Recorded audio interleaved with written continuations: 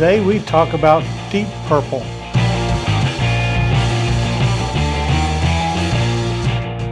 Hello and welcome back, everybody. I'm glad you're joining us today because we're going to talk about one of the first three,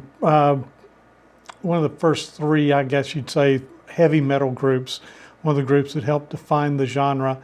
And this group has been around for a very long time, very well respected, and yeah, you're going to enjoy this one. But first, before we do that, please like and subscribe. It only takes a second and we'll really appreciate it. So Deep Purple genre was hard rock, as I said, heavy metal, psychedelic rock, at least in the beginning, and progressive rock at different times during their career. You might say pop rock just because of their mid-'80s album, but not really. So I'm not even going to put that on the screen, just mentioning it. There were multiple lineups, and there was a breakup of several years from the band, so it's not been a consistent lineup or crew. But some of the best, like I said, musicians that were in rock and roll at the time. The lineups, different lineups, are basically known as the Mark I through Mark IV lineups. Mark I lineup was 1966, or Mark I lineup 1968 to 69 included Ritchie Blackmore on the guitar, one of the premier guitarists, not only of the time, but still a very good guitarist. Has a lot of classical influences. In fact, I think now he plays mostly classical guitar. Don't quote me on that, but you can double check me on that. Rod Evans was the first lead vocalist. John Lord on keyboards, an extraordinary keyboardist, also with a lot of classical background and a lot of different influences in his life, and it all comes out in the keyboards and synthesizers. Ian Pace, or Pace, I think it's Pace, was a drummer. The only member to make it through all four iterations of the band. So he was kind of the anchor, if you know, as drummers often are. And first bass guitar player they had was Nick Semper. Mark II was 1969 to 73. This was the well-known group. This is a group that really started the heavy metal, hard rock genre with the other groups, as we've mentioned before. Led Zeppelin and Black Sabbath were really the core groups that started. Ritchie Blackmore stayed on the lead guitars. Ian Gillan took over the vocals, and he was quite incredible. John Lord still on keyboards, Ian bass, of course, on drums, and the bass duties went to Roger Glover. The Mark III lineup was 73 to 75, still Ritchie Blackmore on guitar, David Coverdale on vocals, unknown at the time, became much more famous later, as a lot of the group's members did. John Lord still on keyboards, Ian Pace drums, as I said, and Glenn Hughes on the bass. And Mark IV was 75 to 76. Mark Bolan replaced Ritchie Blackmore on guitar, and that was kind of a major deal. David Coverdale kept the vocals, John Lord still on keyboards, Ian Pace, of course, drums, and Glenn Hughes on the bass. The band actually split up briefly in 1976, and Mark Bolan actually died about 5 months later, and they reformed again in 1984 with basically the Mark II lineup. So the band has a lot of albums out. They were not a particularly pop band. They were heavy metal, they were rock and roll, and that wasn't always radio friendly. So as far as being extremely well known like Led Zeppelin and Black Sabbath, can't really say they had that honor, except when they were active. I mean, in the decades since, they've become less known to people who, well, people like you that haven't listened to classic rock and are wanting to get into it now. And by the way, I admire you for that. I'm glad that I and the people who are reacting to these bands are kind of reinstituting some interest and putting a little relief in the earbuds of newer generations. So rather than going through all their albums and picking out songs, I'm going to go through the songs that are most reactable, that are really the songs that will give you a really good idea of what they sounded like. And a lot of these songs are available as live versions, and most of the live versions of this band are quite good. They were a touring band as much as anything, even though they put out a lot of studio albums, and I think maybe 2 live albums. The 2 live albums were extremely popular. There was differences in the styles of these bands between the other heavy metal or hard rock bands like Zeppelin and Sabbath. Led Zeppelin had Jimmy Page. You know, he was an extraordinary songwriter as well as one of the best guitarists ever to live.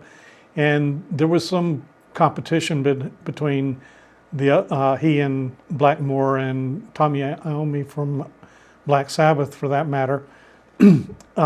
Blackmore was really notorious for being kind of hard to work with and being demanding, and you know, not all of his bandmates always liked playing with him. In fact, that was part of the reasons for a lot of the friction when he left.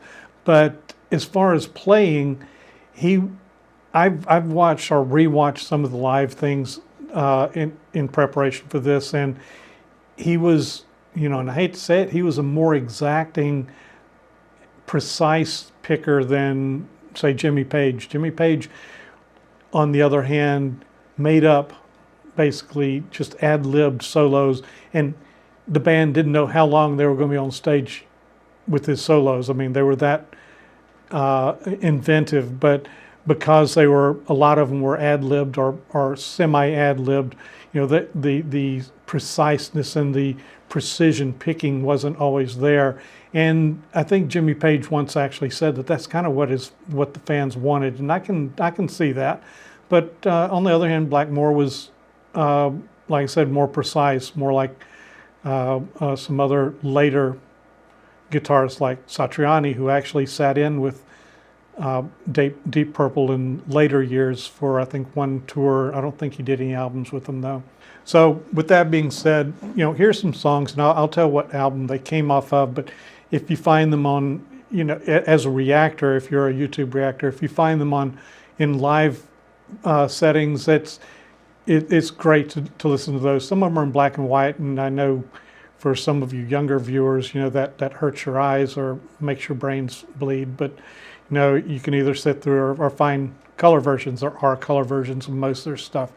But like a lot of these bands, if you look for the older live versions, they're going to be better. They're going to be with the core members, the members that wrote those songs, rather than being cleaned up later or played by different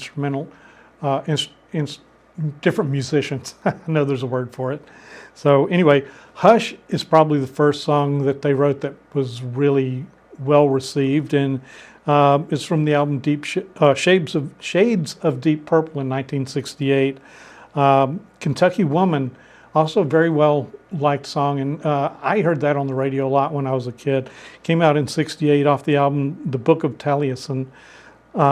Child in Time, it's come from the album Deep Purple in Rock from 1970. Speed King, also from that album in 1970. Now, in rock, Deep Purple in Rock has been called Deep Purple's first heavy metal album. Before that, it was more progressive leaning and psychedelic leaning in some instances. But In Rock was a heavy metal album. It was one of the first heavy metal albums. Yes, Zeppelin had put out Led Zeppelin II the year before, and Black Sabbath Paranoid and Uriah Heep's self-titled album came out the same year as In Rock. And I haven't mentioned Uriah Heep before, but they are, because of the album they put out, their self-titled album, their initial album, was so heavy metal. ish. You know, you kind of have to give them part credit for helping invent this genre. The difference in the bands were that Black Sabbath had no organist or keyboardist. Led Zeppelin did with John Paul Jones, the bassist, but it didn't play heavily into the heavy metal songs that Led Zeppelin produced. Some of it did, but yeah, theirs was a little different than Uriah Heep and Deep Purple, where the organ, it was a dirty organ, dirty sounding, feedback fed organ that had a very gritty sound, and it kind of defined the sounds of both bands. And even though Blackmore and Deep Purple was an extraordinary guitarist, he shared that limelight as the bass gritty sound of the group and everything with John Lord on the keyboards. So that was the difference between Zeppelin and Black Sabbath and Deep Purple and Uriah Heep as far as their contributions to heavy metal, hard rock. One thing I should add to Child in Time, there's a recording, 1972, I believe, is a television recording of Child in Time, and I think it's a European TV station. Don't quote me on that, but it's the most reacted to Deep Purple song, period. And there's good reason. It really shows off Ian Gillan's range and power in his voice. And I've seen voice coaches react to that song and just jaw dropping. So yeah, that is the best one to listen to, although there are versions of Child in Time played live other than that.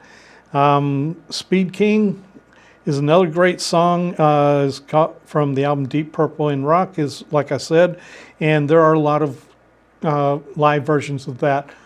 All of them that I saw are very good.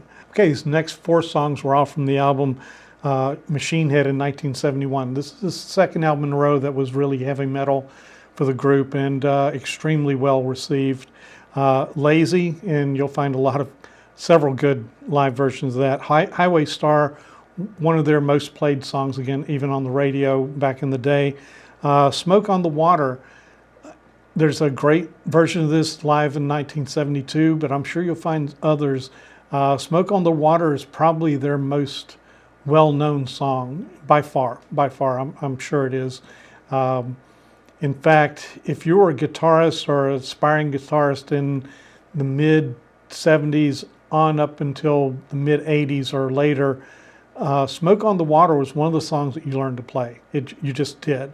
The riff, the melody is pretty simple, but it's very, very cool melody. And it only gets really complicated when Richie Blackmore tears into his solos later on. So yeah, very, very famous songs. Space Truckin', also very radio friendly. This album had several, all 4 of these songs were really good on the radio, so they were very popular for the band. And the next really big song, again, radio friendly, one of my personal favorites is Woman from Tokyo, and it's from the album Who Do You Think We Are in 1973. 1974, the album Burn, title track is very good. I would look for that one either live or listen to the studio version. The album Stormbringer in 1974, I would call it a hidden gem, but Soldier of Fortune, check that one out. And Perfect Strangers from the Perfect Strangers album in 1984 is the last one I'm going to really highlight. It was, that's an album I owned when it came out. There wasn't a lot of Deep Purple that I did that with, except for the live album, the Tokyo live album in I think 1970 or 72, somewhere around then. That's a very good album. In fact, it has all the hits up to that point on it, and some very good recordings for the time. But Perfect Strangers, the title song is very good. There is a music video, because that was 1984 in the days of MTV. And I watched the video. I thought it sucked. It's just, it was really cheesy, bad, poorly done music video for the time. The music is from the studio recording, so the music's fine. It's just whether or not you want to see the band a little older and just sitting around a table laughing and not doing a whole hell of a lot. So yeah, I wasn't impressed. I hope you will listen to a lot of Deep Purple. I hope you'll listen to a lot of heavy metal and classic rock in general. Want to see you back next time, but before that, please subscribe. Please like the channel. And for next time, it's going to be one of my very favorite bands, Blue Oyster Cult. And until that time, let the good times roll.